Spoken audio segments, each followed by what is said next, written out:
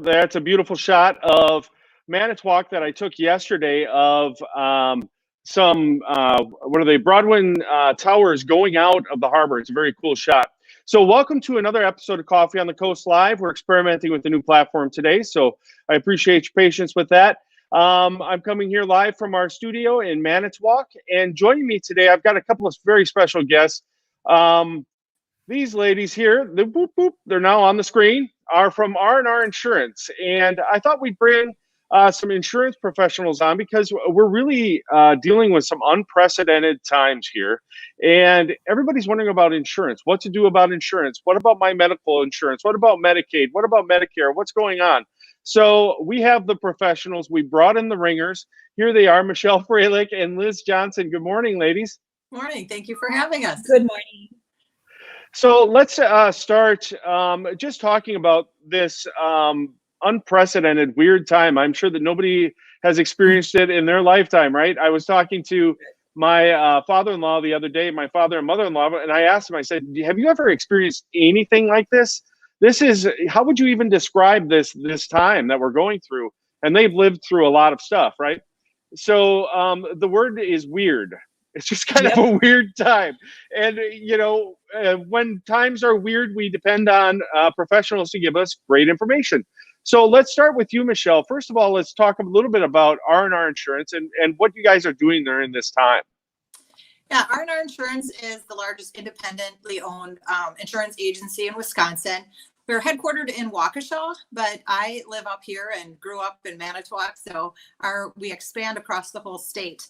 And on both the business insurance side and on the benefit side, there's been so much impact on insurances for individuals across the state. So we've just done our best to be the knowledge brokers. That's our tagline. And it's been a perfect opportunity for us to share as much knowledge about what's changing in the insurance world, from the special enrollment periods or the opportunities for individual coverage, like Liz is the specialist on, what employers need to know for their furloughed employees or, the employees that are, just having their hours cut back. And now all of a sudden they find themselves as part-time. Are they still eligible?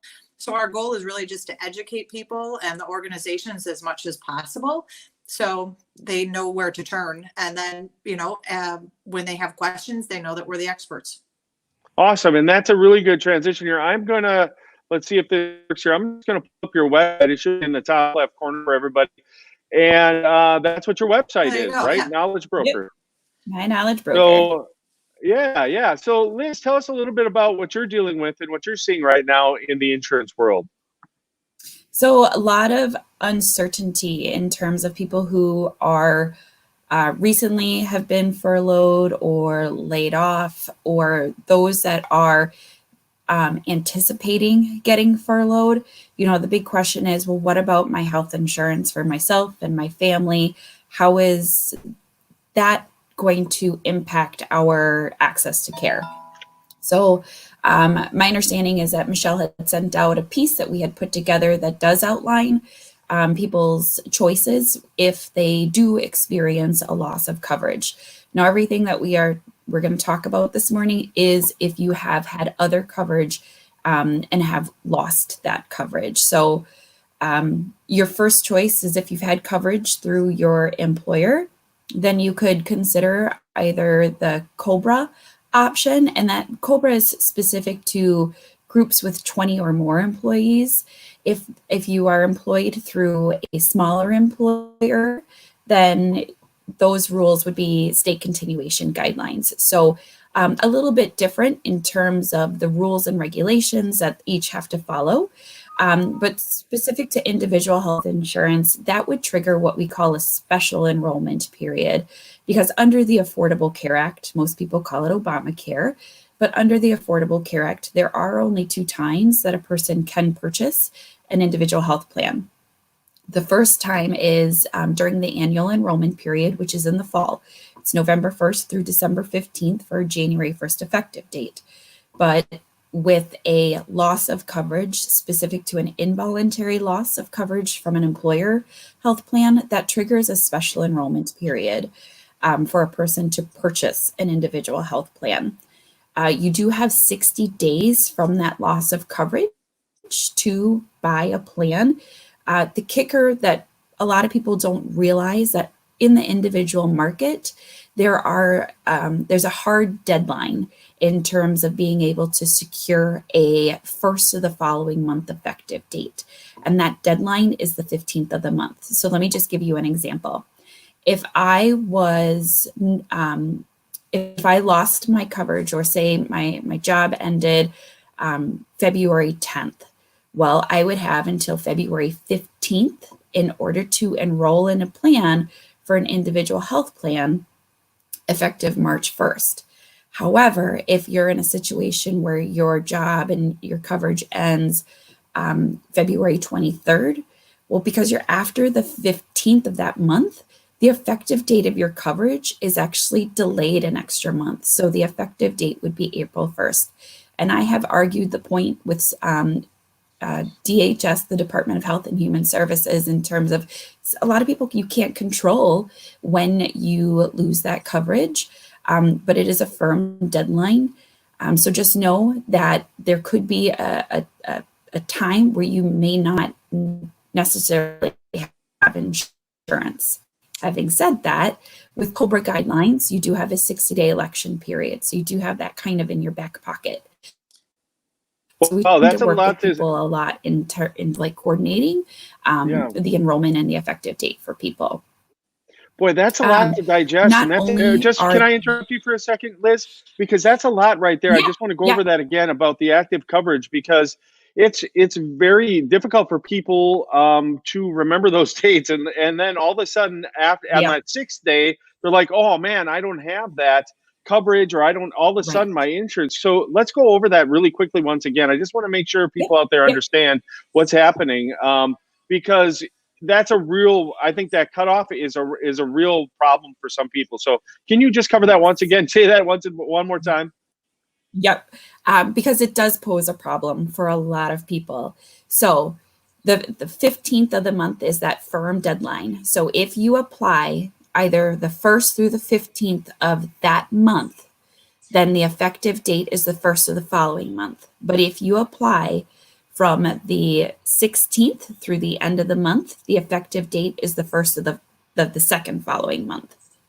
This is a great opportunity for employees. You know, if there's talk of changes happening with their employer, to even, be proactive and go and talk to your employer and say, if there's going to be a change with hours, if I'm going to be furloughed or have to look at some options for health insurance coverage, if the employers themselves, maybe they don't have a strong, or a full HR staff, or, they're busy running their businesses. They don't know about all of this stuff. So having that conversation, you initiating it as an employee, is a really good idea, but also for the employers who might be, watching, or the city and such that would be watching Coolest Coast, Progress Lakeshore. I'm a board member of Progress Lakeshore and shared all of this information. So we do have a nice handout. I know Jason's going to be able to share that too, so that people can just keep educated on what your options are. That's an excellent point, Michelle. So Liz, what is the service that you guys can provide to help people, just in like like an elevator pitch, like, okay, people are struggling with this. I just lost my job. I don't know what my insurance thing is. I don't know where I'm going with that. Can I just call you and say, hey, can you help me out? How does that work? We still provide consultative services for individual health insurance, but we do charge a fee, simply because the majority of the insurance companies that are still offering individual health insurance in the market, they have either reduced their compensation, so their commission amount, so drastically, or they don't pay us at all. So we do charge a fee to provide that consultation service. It is $150 for the first hour and a half of services. And really what that includes is an unbiased look at your own specific situation. So, a lot of times the no-brainer is to elect COBRA. And the reason why I say it would be a no-brainer is if a person has already satisfied or has applied a significant chunk of dollars towards their deductible and their out-of-pocket maximum. if they are going through treatment and they want to make sure that they have continuity of care with their current physician. Because what a lot of people don't realize is that the main insurance companies that we anticipate being in the market, they're not. So for example, United Healthcare, they don't sell true individual plans. Anthem, Humana, they all bailed from the market. So what we see are more regional insurance companies with very focused, or as I like to say, restrictive provider systems. I always say you have to pick your pony in terms of which care network you want access to. So in Southeast Wisconsin, you're really not going to find a plan that includes both Froelke and Aurora in their provider system.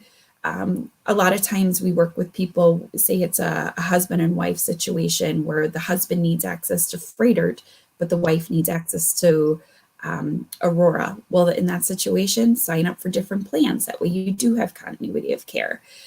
So what we do is we look at, and Michelle can attest to this, my tagline is, I always say it's all about the math in terms of what you're currently paying now or what you would be expected to pay under COBRA, what you have applied towards that deductible versus what the premium would be in the individual market, maybe if you qualify for a subsidy or a tax credit to help offset those premium amounts.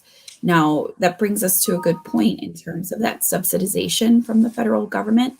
What that is it's the government offsetting the cost of your premium based on your annual household income, and it's based on 2020. So obviously we're already almost in May.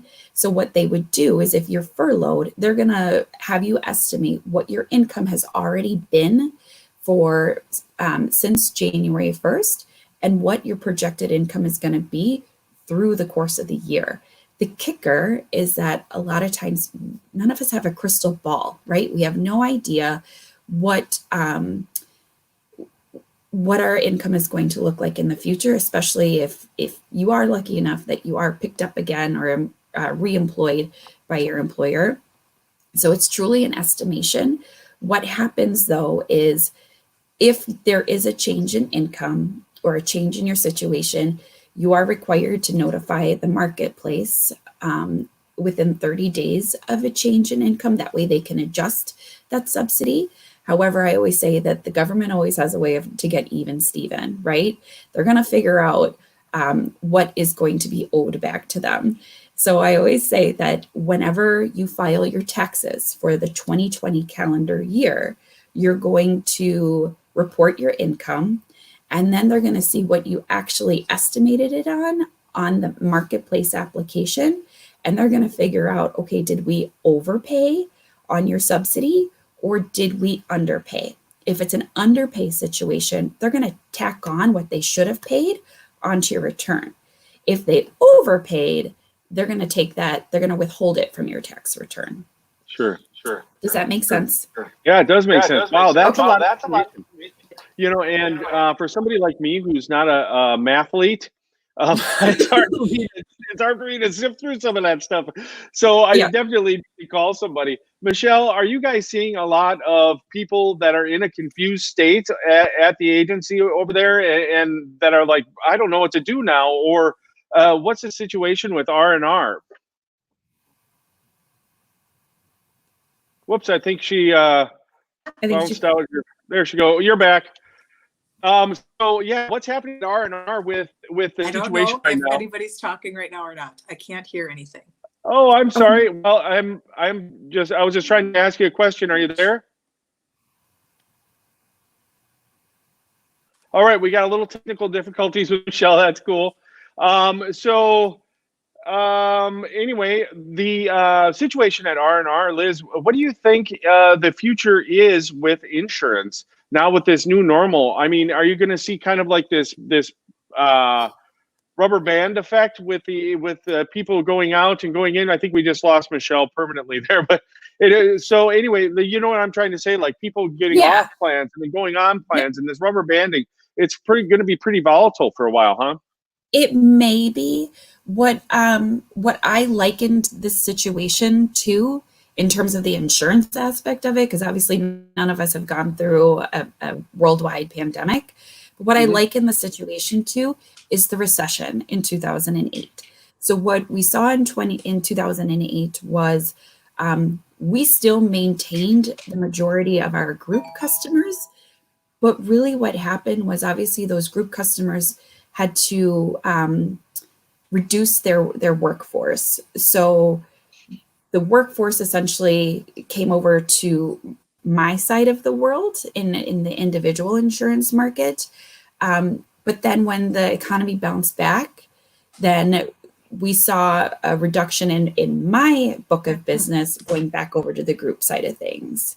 Sure. Michelle, would you agree with that? Yeah, I was just going to say what works perfectly is that we have, the group side covered and the individual, because as you could tell from Liz's explanation of the individual market, it's so confusing to someone like me. So you really need to have both hands working together.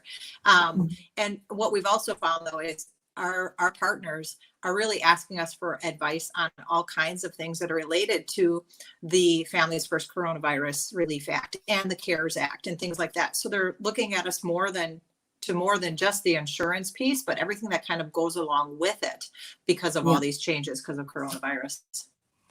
Wow. There's a lot of information there, ladies. Michelle, how can somebody contact R&R Insurance? Oh, we have the Knowledge Brokers website, knowledgebrokers.com. LinkedIn is a great way to find us via email or phone. You could reach me through Progress Lakeshore. There's a lot of different options if someone's looking for. I don't know if do you normally want people to just, throw a phone number out there, Jason? Yeah, throw it out there. That's what this is for. All right. Yep. And I like to say, if I don't know someone, I know someone who does know someone. So 920-585-8194. You can reach me. Cool. And I will go back and edit the stream stuff to reflect that. I'll put that phone number in there. Thank you. Along with a hyperlink to the website. Thank you so much, ladies, for joining us. I want to get you guys back on again to talk about more specific. Well, we did get into a little bit of specific, but more specific things as it in regards to employers and what they're doing, as well as just insurance updates as we kind of wade through this weird time, right? Yeah. It's really interesting to know what are the other organizations doing, and how does Manitowoc County compare to like Green Bay and the Fox Valley? That's something that I really find fascinating because there's a lot of differences in a small regional area. All right, well, let's have you guys back again and do this again another time. Thank you so much for your time this morning, and thank you so much for joining me on the show. I really appreciate it. Thanks, You're Jason. very welcome. Awesome information. Okay. Stay safe out there. Bye-bye. Thank you. Bye. Okay, I just